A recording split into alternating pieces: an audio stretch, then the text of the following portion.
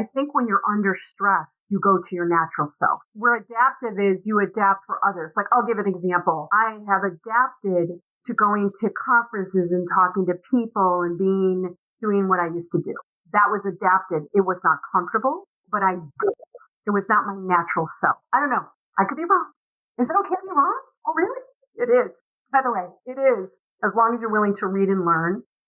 Hey, it's Rocky. Welcome to Richer Soul. Today's guest is Jen Goldman, who will chat about how to systematize everything in life and business. While that may not sound sexy, it will give you the life that you really enjoy.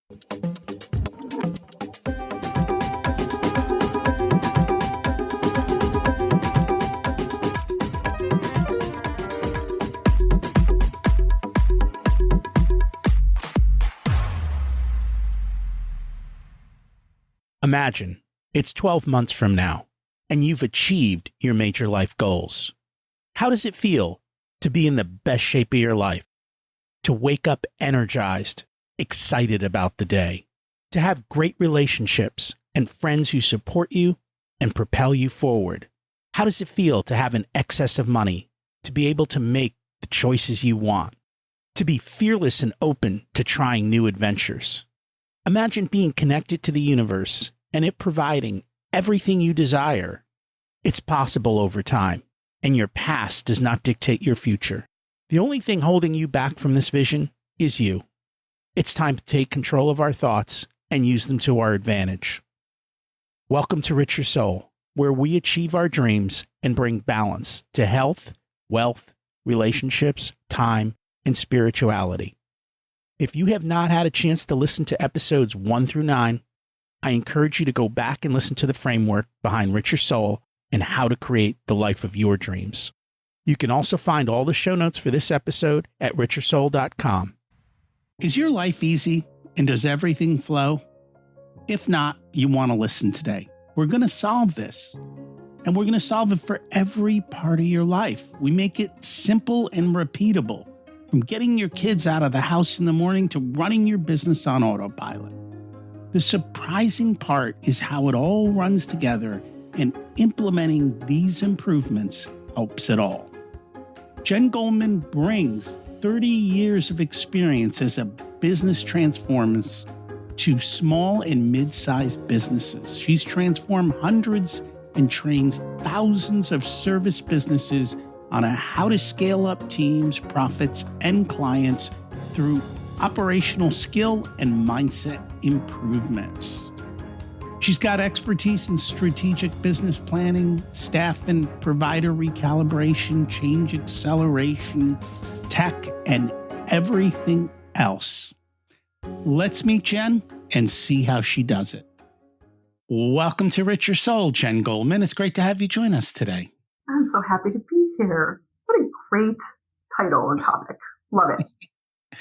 And I am excited for the conversation. We always like to start at the beginning. What was it like when you were growing up, and how much did your family and school teach you about money?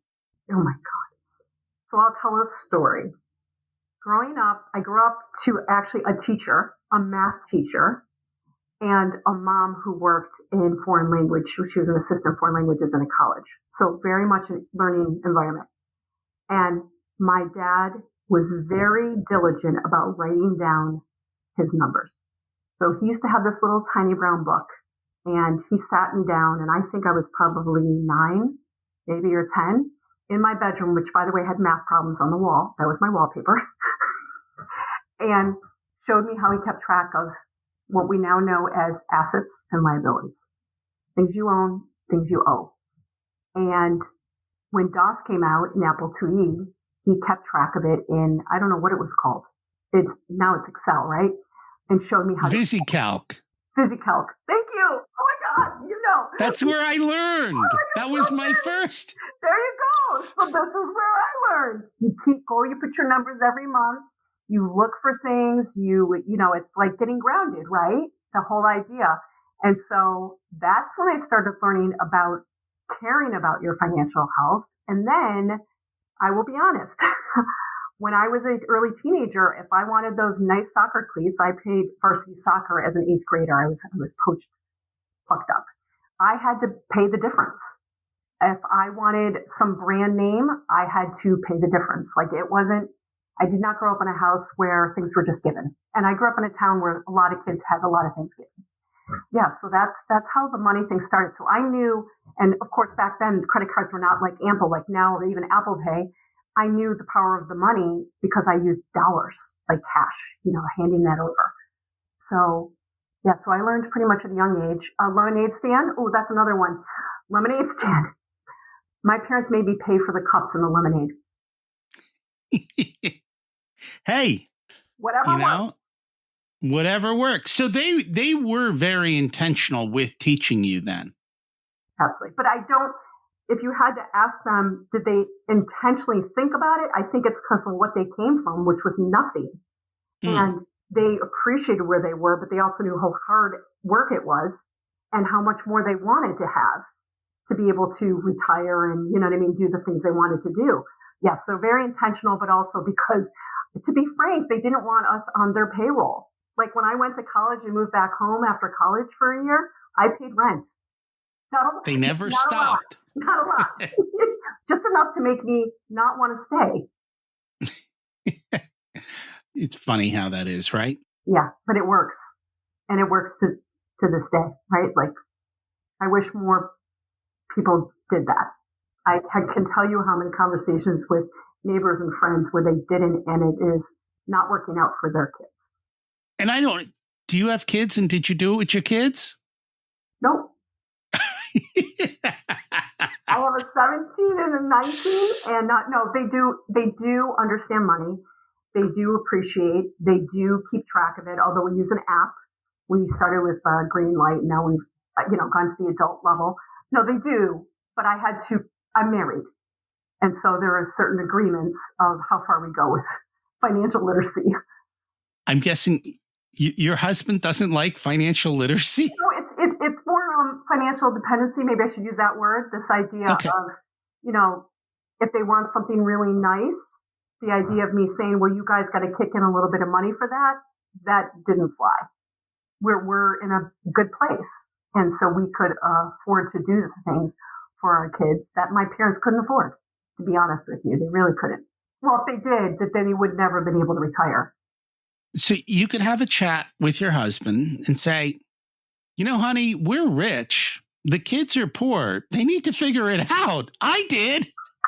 Because that's what we told our kids. You can have a chat. You can go for it. Well, you just tell him to listen to this episode and he'll get the message. I've tried. Trust me. I have tried. You know what? Here's the bottom line. Your kids are still at, relative. They're still on payroll, as I call it. Yeah. Right? If they're on payroll 10 years from now, you'll be like, hey, your fault. You deal with it. Yeah. No, oh, yeah. It will not be 10 years. I can tell you the number. It is in the financial plan when they're not on payroll. And years ago when I used to do financial planning, there was a family, and I still to this day just admire them. And they were extremely wealthy, and they made a deal that for every dollar the kid earned, they would match him $1 because they lived near New York City, and the idea of living in the city was you know what I mean? But it was skin in the game, right? Dollar for dollar. Loved that. Those kids have all turned out to be charitably inclined, successful, grounded. They are now grandkids. So there's ways to do it. And I've got all those ways lined up.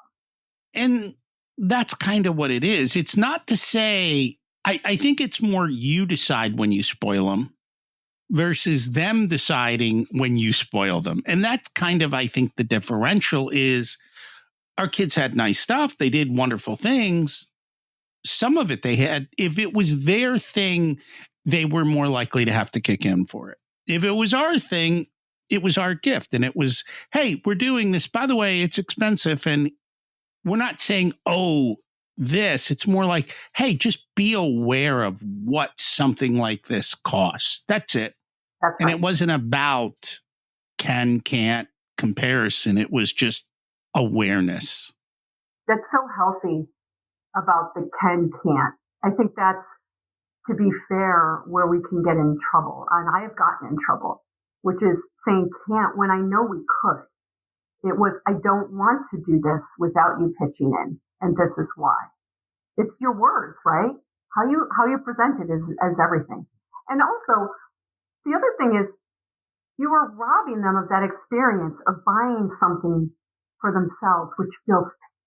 Yeah, you're taking away their agency and you're creating dependency. So it's not, they're like, I want this. I'm like, great, pay for it. Yeah. Like, it wasn't an argument. It was just buy it. That's right. And then I can't tell, from the youngest of age, their money, even today, their money, they spend very differently than my money. In their house, the lights are off. In my house, they're all on.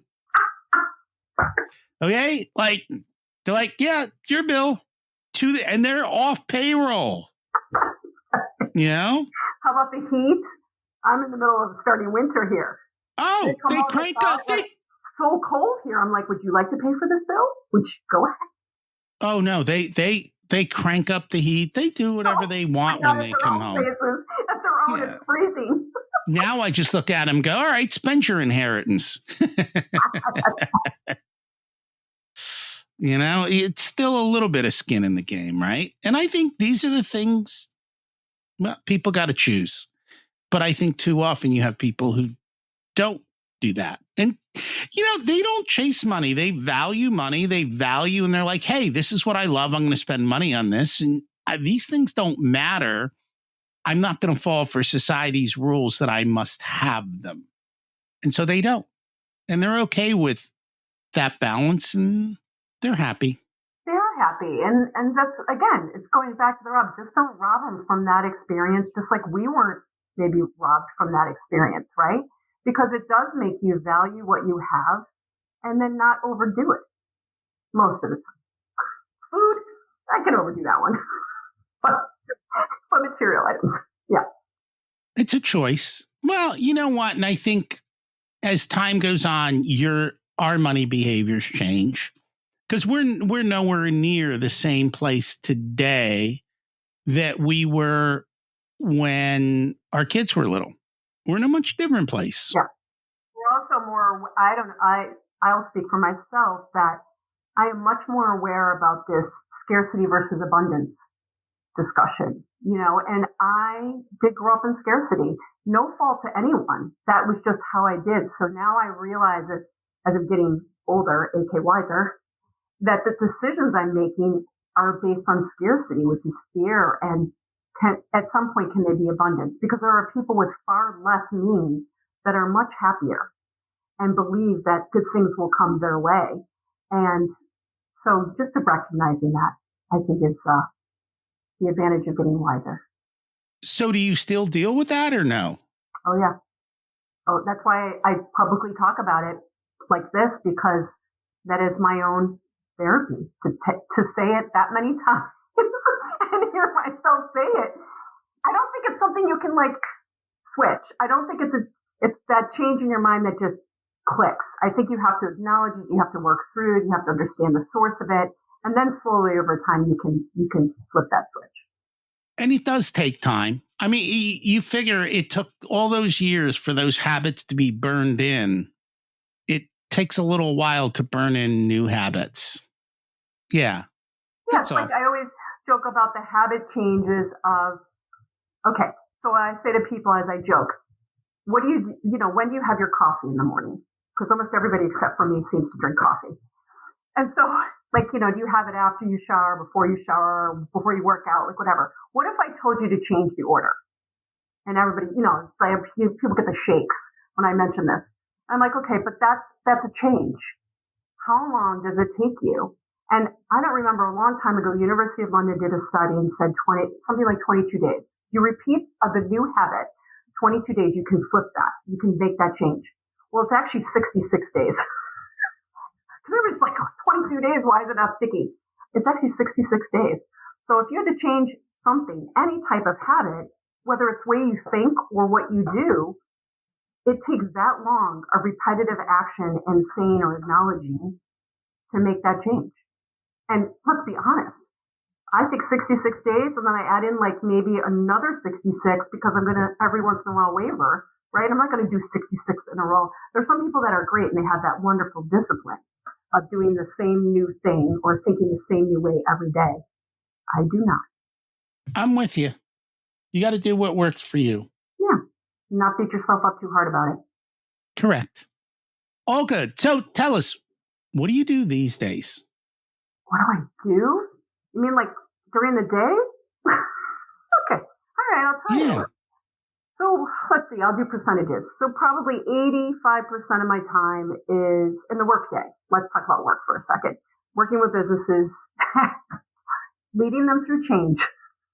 Ooh, operational changes, systems, processes, people, right seats, things like that. How to, run productive meetings, learn how to trust your people, let them rise up, all that. Anything operationally to scale for sale or just success. The other 15%, and it fluctuates. As of now, it's 15%, is nonprofit work. It's all pro bono. Right now, I'm helping 3x a food pantry, which means we're going to feed 3 times as many families as we did before.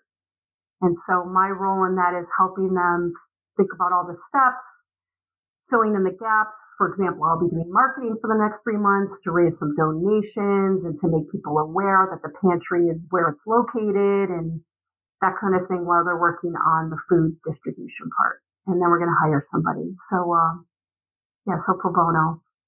That's where I am right now in the day. And then at night, it's the family. I still have one at home. I have a husband who likes to live in the garage and work on cars. That's his. And I read. I read a lot. So what got you into that work? Well, it's been over 20 years. So software as a service was just coming out, the idea of online software. Also, I noticed businesses did not have that kind of integrator, somebody who could here's the goals and here's where we want to be and how do you bring it to life business-wise. And I happen to be pretty good at that. And I did it for a couple of the businesses I was a part of and then realized the smaller businesses couldn't afford that full time, right? A lot of them didn't have recurring revenue and that sort of thing. So between that and guilt of leaving my son at a daycare from 8 a.m. in the morning until 6, 7 o'clock at night, those two combined and coming from an entrepreneurial family, that's how I started it. I thought there's a need. Let's go for it. I did it at a great time. You're going to laugh. 2007, right before the market crash. Awesome. Actually, you know what? In the world of business, it's in down times that they call people like us, not in up times. Because when things are working, they're ignoring everything. There's cash in the bank. I don't care. It's when things go wrong that they go, I think we need a little help. So you're saying I planned it. I planned my time. No, I'm just saying it was an opportune time. Actually, Uber was started during that time. I think Airbnb, a whole bunch of companies tend to come out of downturns. For another reason, when you're in a downturn, you're forced to change. So your habits can't be what they were. And so people change where they go shopping. I remember during that time, Walmart and Dollar General and all of those places all of a sudden became the place that everybody went to. And all the fancy places went down. So that happens quite a bit. That's such good memory. I don't remember all that, maybe because I was hunkered and trying to do the business. You're totally right. And it is about the change. It forces you to say what worked before won't work going forward. And people had to shift. So yeah, it was really opportune. It worked great, both personally. Listen, don't get me wrong. You know this, starting a business is not flexible. We like to say it's flexible, but you are working 24/7. If you care about it and you want to grow it. But you are, not me. Okay. Oh, you never. No, the life of luxury. What are you talking about? You know why? Because I started with the end in mind. I reverse engineered it so that I wouldn't get into that situation. How'd you reverse engineer it? Did you line up everything you wanted, who you would talk to, how did you reverse it? Well, I started with how much money do I want the business to make? I said, well, if I want the business to make this, how much time do I want to work?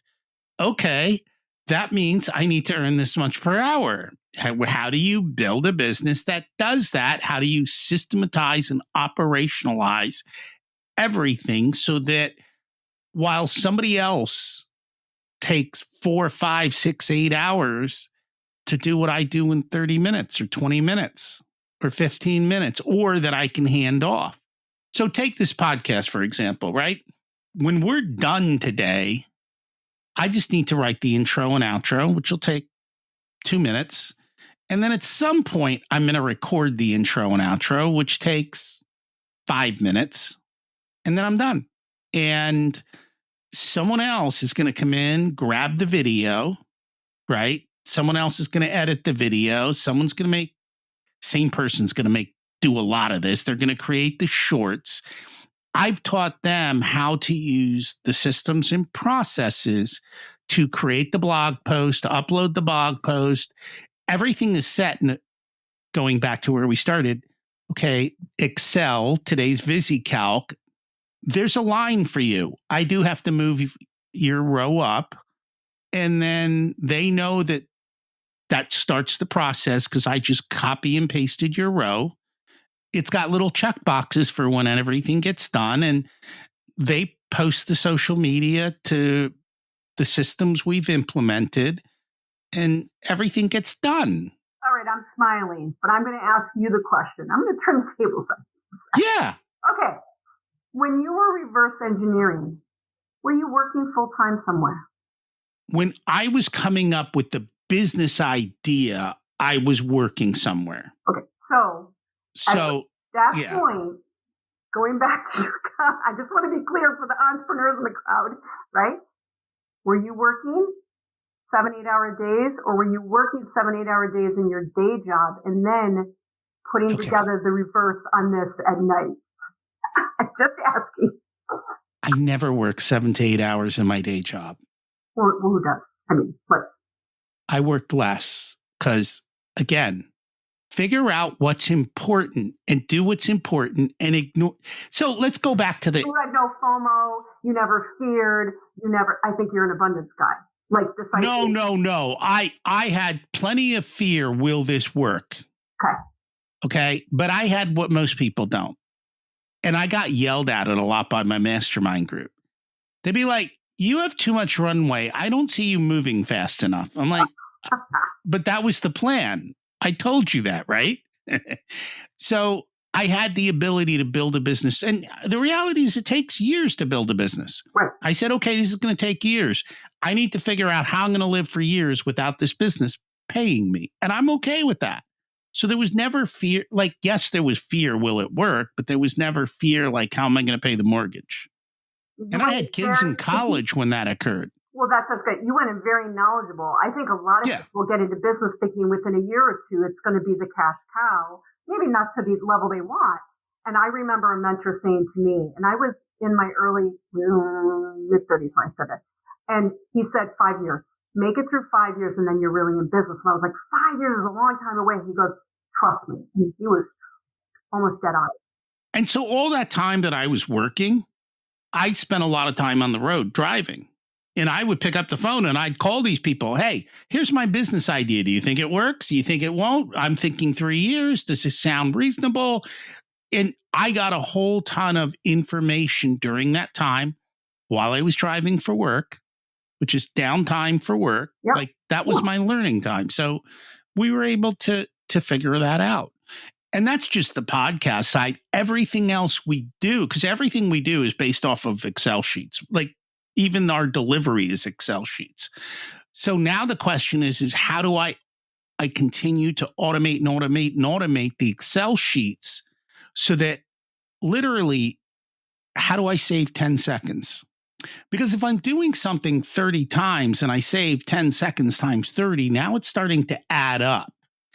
And that's literally what we do. How do we optimize every little part? How do we optimize email? How do we optimize this? So going back to the 80-20 rule, 20% of what you do produces 80% of the results. Okay.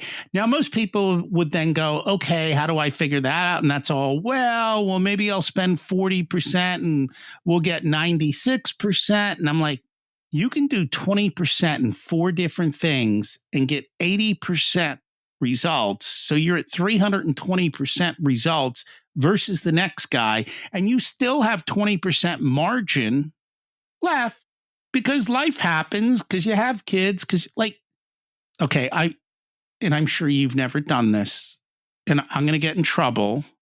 Okay. Well, actually, I should, you know what? I'm going to reframe the way I say it. Parents don't seem to know how to run their household.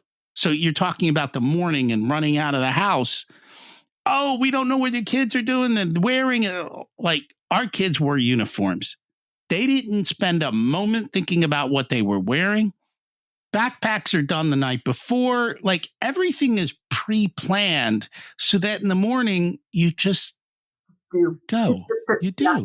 That's how we grew up too. And that's how peaceful. My kids grew up. Lunches the night before, figured out the clothes for the most part. Sometimes they shower the night before, whatever. But yeah, in the morning, because they're half awake. They're half awake.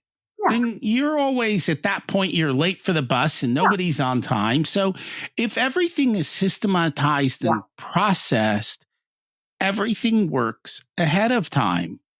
Well, here's the other thing that people don't acknowledge, but when you say it, they're like, of course, energy. When you have things systematized, you leave your best energy intact for the things that you want to use it for. So instead of the scramble of where the heck are my shoes, and you exhaust yourself finding the shoes in the morning, you now have the energy to, I don't know, run around in gym class. Let's use the kids example, right? Or as an adult, not pass out at 3 o'clock. Have energy. So, I just, again, I always felt that systems actually freed up your energy for the things you wanted it for. It does. You don't have to worry about where are the car keys, the wallet, all that stuff. The other thing that I found, which was a big eye opener to me, was I got 15 minutes. I would spend 15 minutes trying to figure out what to do, and nothing would get done. And so what I learned to do now, and what I do now, is when I have a task, I'm like, oh, I need to do this. I look at my calendar.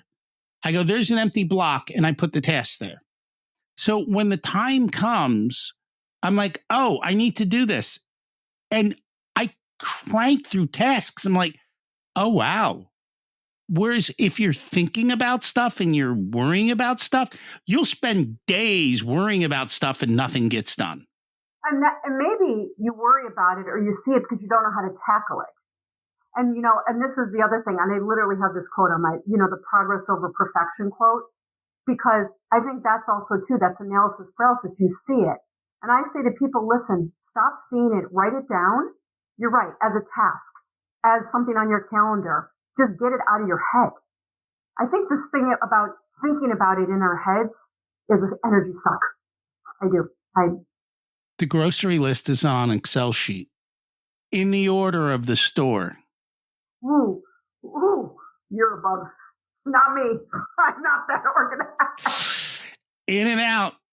Literally, it doesn't take us long. I mean, we just follow the order of the list in the store. I just yell at my device, and it sits it in a certain order so that when I flow through the store, it's in the right section. Yeah. Whatever works for you and your systems is what you do. And that's the key. Yeah. My way may not work for you. I don't care what works for you. Figure out what works for you and make it work. Okay, so let's go counter. Systems people totally get this, right? Yeah. You're process driven, you want organized and so forth. Okay. What if your brain doesn't work that way? What if your brain is extremely creative all over the place? I call it like a constellation of thoughts, literally all over. Then how do you organize that? Oh, that's simple. Oh, go for it. You find somebody like us and you go, do this.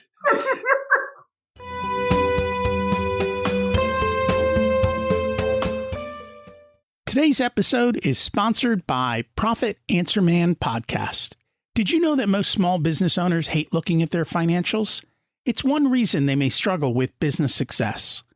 The Profit Answer Man podcast helps them ensure they are profitable and can pay their employees and weather the storms we all have to face. It's built on the Profit First methodology of pay yourself first. The Profit Answer Man podcast is a must listen to for every small business owner and anyone who wants to help them survive and thrive. Check it out on your favorite listening platform.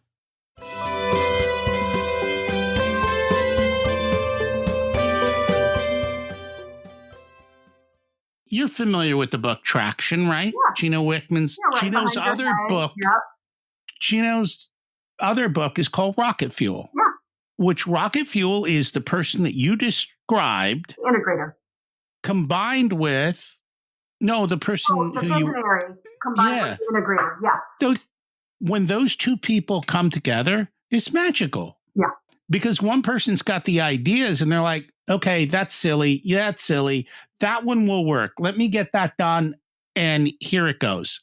And because the person you described cannot get a thing done, can't leave the house, can't get the kids in the car. Like, you got to marry a spouse who's the other way. Like, because otherwise you're in trouble. And that goes for business. I have this, you can see it actually, the great partnerships. I don't think they go into it too much. It's a Michael Eisner book. It's very old. But it talks about this idea in marriage, but also in business. Mm-hmm. Find that other, like they always talk about Buffett and Unger, like yin and yang. There's a reason for that, visionary and integrator. Mm-hmm. Just like at home, you find it in business. No, I agree with you totally. Obviously, I agree with you. As you laugh, I'm like an integrator. That's, give me your dreams. I'll write out a plan and get it done. We get it done. No. And I think people need, honestly, for me, my ahas were, I didn't know that was the way the world worked. All I knew was people were a mess. And I was like, this is so easy. Why are you such a mess? And so it was realizing, this is this is that. And when you put them together, it works perfectly. And because more often than not, you're like, you people are like that. I don't want to go near you because but no, you have to find that mix and put it together. Yeah. And everything we're talking about from the personal side rolls into the business side. That's right. Because these same behaviors occur all day long, regardless of where we're at. That's right. Well, you'd like to think so. I mean, I know I've done my disc where there's like the adaptive and the natural. And the adaptive, mm-hmm. of course, is adapted to your work and your life and things that you've experienced. But I'll be honest, as you get wiser, use that word, you gravitate toward the natural more. And you're right. So you do take it. And when you aren't in your natural self, you use too much energy. And then again, you're tired again. Or you're angry. Like people get angry and frustrated. There's a reason. See, well, I guess I thought the adaptive was how you behave. Well, I guess I was kind of also thought of it how you behave under stress. And maybe that's not so. You know what? I don't know technically, but my guess is no. I think when you're under stress, you go to your natural self. Oh. Where adaptive is you adapt for others. Like, I'll give an example. I have adapted to going to conferences and talking to people and doing what I used to do. Okay. That was adapted. It was not comfortable, but I did it. It was not my natural self. Okay. Yeah. I don't know. I could be wrong. I'm always willing to be, Is it okay to be wrong? Oh, really? It is. By the way, it is. As long as you're willing to read and learn and then learn the right. And by read, I don't mean read a book. I just talked to a publisher the other day about this, and Audible is fine and audio is fine and learn as you do. Video is good too. Oh, forgetting. Yeah, I'm starting to get more and more that I'm just going to skip through and grab what I want. Me too. Just because A, a lot of books are repetitive, mm-hmm. and B, I have too much of a backlog. So, oh my God, you should see the books piled on my floor. I had started doing Blinkist, and I actually cringed to admit it because I was such an avid book reader. Oh. Speaking time and stuff, I needed the Cliff Notes. I am not a fan of Blinkist. Now, I used it years ago, so I'm going back a long time. I felt like what I got out of the book and what Blinkist said were different. Uh-huh. And so actually, if it's a good book, meaning, let me reframe the word good. If it's a known book of a little bit of popularity, ChatGPT will tell me what I need to know. Okay. Yeah. And honestly, that is another thing so when I've talked about how this whole stuff is automated, and a lot of stuff has become automated because I put AI into so many parts of what we do that I can automate it. Before AI, it was very difficult for me to automate all these parts of the podcast. Yeah. With AI, it's a game changer. Mm-hmm. And so that is really what has changed things and allowed the ability to scale. For a good chunk of my life, I was kind of behind the curve on actually, I shouldn't say that. I was behind the curve on certain things, ahead of the curve on certain things. Mm-hmm. Like when the internet came out, I didn't understand how it turned into a marketing machine. I kind of did, but I didn't understand the scale of it. I didn't understand Facebook and the fact that it is, again, it's marketing. And so I never was an early adapter to say, oh, I could get on here and sell stuff and build this and do that. You know, I wasn't the early dancer on TikTok, just these, not my thing, right? Yeah. I know. Yeah, but they did say you can watch a TED Talk. It's not the first that's in that is usually the most successful either. The innovator is not necessarily, it's the second in and right place, right time. Right. But for me, it's when I look at ChatGPT, I'm the always asking why person. Yeah. And so it is my natural answer to how to do things, how to think. And if you learn how to have the conversation, which is where we were just having this conversation with a client earlier today, it's a game changer for people who know how to have a conversation. When the computers first came out, they all talked about the concept of garbage in, garbage out. Put bad data in, you're going to get bad data out. That hasn't changed. I think for AI, it's ask silly questions, get silly answers. And what I mean by that is if you can ask an in-depth, defined question, your answer you get back is 100 times better than somebody who just asked it very basically. The prompt. It's the prompting. It's the prompting and how to do. And we're actually going to have we're doing an episode in a few weeks with somebody who is phenomenal at prompting, who I've learned a lot from prompting. So we're bringing him on to do that. Because if you talk to anybody younger, as my kids tell me, if you can learn how to prompt, you are really ahead of the game. And I've learned that even using the tools. But can I just say, because again, this is hot topic lately, the free ChatGPTs of the world don't learn you as well as the paid, from what I've experienced. Would you agree with that or disagree? I use the paid, and I don't know if you know this, but I have just I learned a couple things. ChatGPT has a memory of me that it keeps track of based on learning me. Well, I've blown the memory out so many times, it's not even funny. Like I have to clear its memory. And what I do is I clear it and I copy it so that I now have it. And then I have to feed it back to it. And the second thing is I had a conversation going for so long that ChatGPT said, we're we're done. Like you have to go start a new thread. It cut you off? Kind of like the friend that goes and they start dozing? It literally cut me off and said, you are done. We have exceeded the limits. That's awesome. That's a story unto itself. But yes. I had no idea it was possible. But you know what? You're an innovator in that. You just push the limits. I've not heard that story yet. So this is a great one. Yeah. Yeah, but see, again, habits, changes, we can learn, right? And you worked around it. You found a way to download and free it up, and Yeah.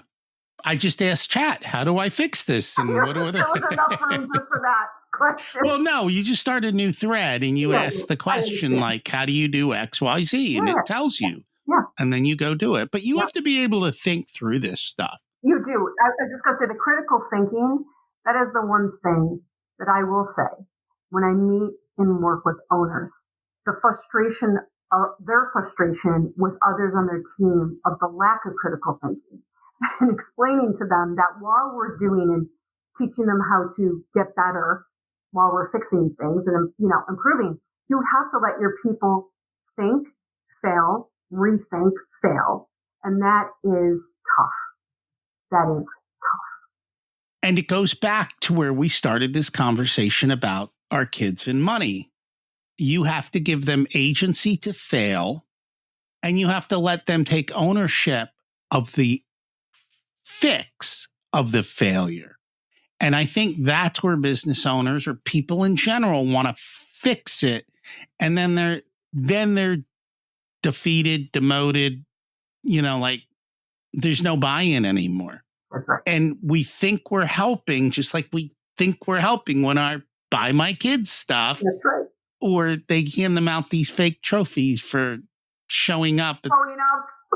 Don't even get me started. Yeah. One of the things I did for the last couple of presentations is explained that there is dopamine and endorphin hits. And so we talk about robbing them of the experience. We're also robbing them of something that makes them actually physically feel good. And those are things, we could talk all day about how people are addicted to their phones. But what they're not addicted to the phone. They're addicted to the dopamine and the endorphin hits.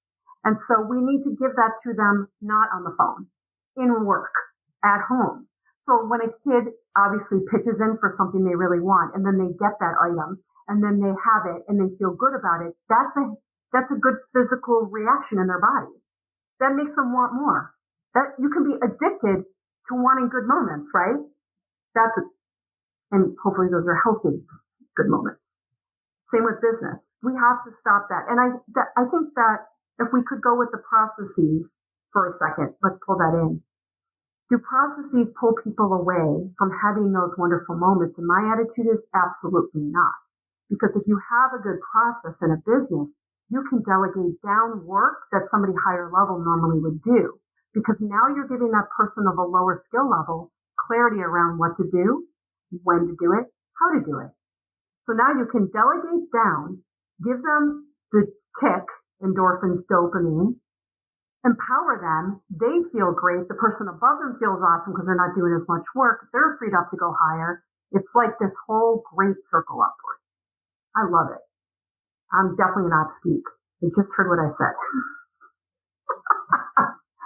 But there's a reason. I was that person in a business. When you ask me like why I do this, there's a reason. I loved it too. And I didn't like it when I wasn't treated that way. So. And the funny thing, I don't have to really communicate with the person who does all the podcast stuff because everything is systematized. So they just do it. And I'm usually the bottleneck, which is the approvals. And so when we started, I told them, I go, your job is to manage me. Like if you're held up because I'm not doing my part of this, then you need to tell me to do my part of it. But we don't even have to communicate where we are in the process because the process communicates where you are in the process. Yeah. And that's empowering. But I don't know if you take that for granted, but I can tell you looking inside the hood of so many businesses, that is not being done. No. And the reason people or leaders say it's not being done, what they don't realize is they're actually, unfortunately, hurting themselves in both kneecaps and their people. They think by doing more and not giving to others or not having a process is actually better for that other staff member. And that's exactly the opposite effect. Nor have they taught it. So here's the thing. And you can tell, because I deal with business owners all the time. I can tell in the sense that when you go in and you ask an employee a question, like if I go to the gym and I ask the person at the gym a question about XYZ and they have no idea, I'm like, oh, this is not a well-run business. Mhm. Because I'm like, I can't be the only customer who asked this question, right? How is that possible? Why don't they have a system and like who's training who? And the other thing you get is this attitude of not caring. And I think they don't care because, again, you've disempowered the people. And you can tell, and I talk about Costco all the time. Costco trains their people to figure this stuff out and to be empowered. And that's why they have less people working there. And they give better service because they can do that. And they work and they collaborate. When they see something not right because they're so aware, because Mhm. they've been pulled in, they can huddle and go, you know what? I have a solution. And why do they come up with a solution, which owners want all the time? They want their employees to come up with solutions to problems because they're empowered. So Disney does that. I don't know if they still do, but Oh, no. Disney used to do that. And so take this as a Disney thing. People would come out of the park, and I don't know if you've been to Disney World and you've seen how big the parking lot is. People would come out of the park and go, I forgot where I parked. And I don't know how you find a car in that many. Their parking lot attendants solved the problem. And what they basically did was, because management went to the parking lot attendants and said, solve the problem. And actually, the parking lot attendants are the same people who have to deal with the angry, tired, irate parent at that moment. Hanging on like crying. Yes, going, I parked over there. And that is why when you pull in now, they systematize how and when you park and they keep track of it. So they'll just ask you one simple question. What time did you come in? We got here about 10:30. 10:30, right there. That's where your car is. It's like, oh. Now, that was ownership, agency, problem solving. Southwest used to do that. Mm. It sounds like I think the latest leader's gone, not doing it anymore. No, and I so don't think they're singing on their flights anymore either. They used to do poems or sing on their flights. Again, you cut people little by little, and that's kind of what happened. Right, but that is a slow, I call this the slow business death. Yeah. Because the people in the business, the leaders, don't even see it's happening.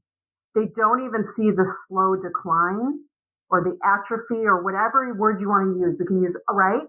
And but you're right. You can see it a mile away. But here's the other half of that.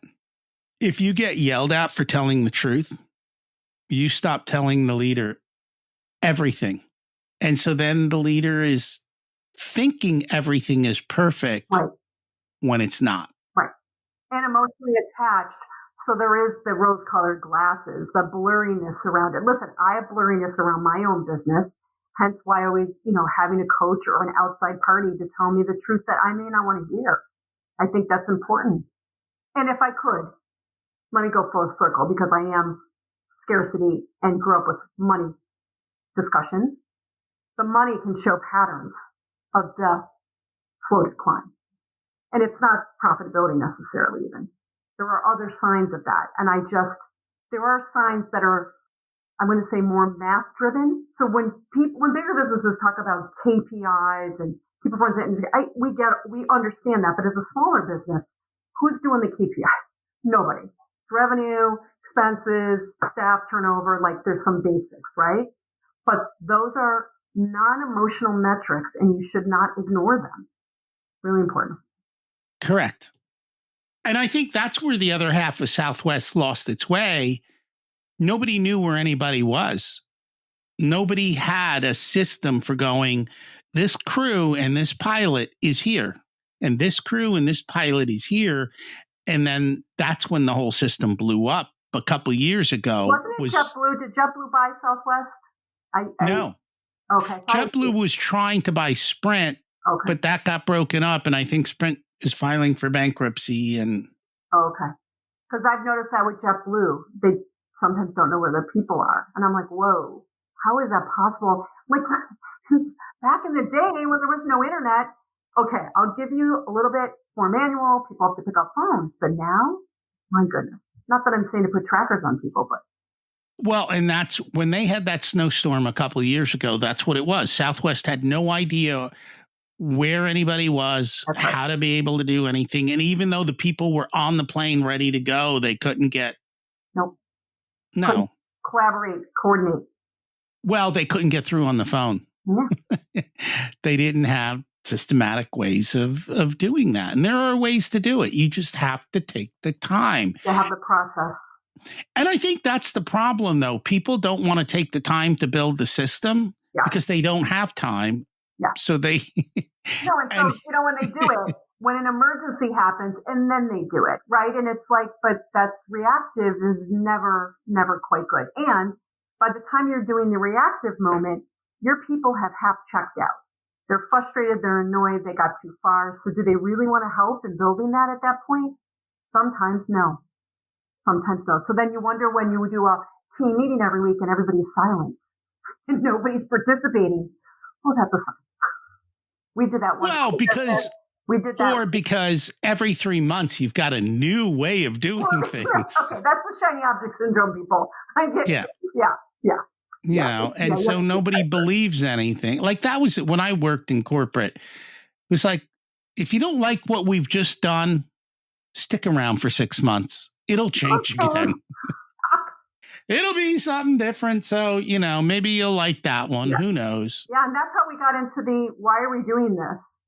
We're going to talk about like Simon Sinek or why. And I say, why on the projects? When you have an initiative that you come up with, you visionary owner, tell me what's the benefit? Why? Sell me on it first. They can't. I'm like, it doesn't make it to implementation. It stopped. Like you can. Well, but the other thing, and this is true of business, it's probably true of parenting and everything else, right? You have a great idea that the best thing in the world. Everyone else might not like it. And I think it's getting that feedback to say, hey, we don't like your best idea. And parents just say, because I said so. And the boss says, because I said so. And, I don't think that the younger generations put up with that as much as maybe even we did. Like take your marching orders, follow the rules. I think it's now, no, you need to, even if I'm not part of the master plan, you need to tell me why we're going through this next change. I think that's really important. I agree with you on that the younger generation won't tolerate it. But I'm also still trying to figure out, life has been really good since 2007, maybe 2009, right? No recession, no downtime, no struggle. I think people are a little bit, I don't know what's the right word. There's not a lot of grit. Complacent? Complacent. Yeah. But trying to get. Just plowing through something, like just work ethic. Yeah. It doesn't seem to be there like it used to be. No. But we don't do things physically as much as we used to either. I mean, I don't know about you, but some of that grit was the fact that I had to rake up the gosh darn apples, cut the lawn every week, wash the cars. Yes, I came from a family where anyway, we took pride in our things, but like I was on a sports team. I don't know. Yeah, I think too many are seeing the YouTube, make your money being on a device, not physically putting something into it. And I think there's a correlation there. I'm sure they'll figure it out. The neuroscience will figure this out, but I think there's a correlation, which is why the lower grit. I don't think it's just laziness. I think it's how they grew up. I don't. Babies, the iPad was stuck in front of them. Instead of go outside and play. I don't disagree with that at all. But with the advances in technology and one good recession, you'll see a lot of change. Yeah. You know what else you'll see? People working because they have to work for the money. This idea of I am not going to go and flip burgers or serve coffee at the local place for minimum wage. Maybe you will because you actually want to put a decent pair of shoes on your feet or something else. And I'm not talking about the people in need. I'm talking about younger generations that are working for the love of it. And by God, absolutely pursue your passions, but you still have to pay for a little bit of food on the table. You do. You know, We'll see how it goes. how much ramen and mac and cheese. Sorry, I don't even know they still do that. I did. Bowl of cereal every night for dinner. The right price. Is there anything we should have talked about that we didn't get to? I don't think so. I think we covered a lot. We covered some nice philosophy, some good business stories, parlayed to personal. Yeah. I think the wrap is grace around change, progress over perfection. Can I say that today? And, what else would you take away? Yeah, how it all comes together. Like these things show up everywhere in every part of life. And if you're not doing it in one part of life, you're probably not doing it in the others. And that's why I think so many people are running around with their hair cut on fire. I'm like, I don't know what you people are doing, but it really doesn't take that long. No, or the burnout or the exhaustion Yeah. I'm like, you're just making your life difficult. So stop. Yeah. Hit the easy button, find the easy button, whatever that looks like, and start doing it. Kind of like you did.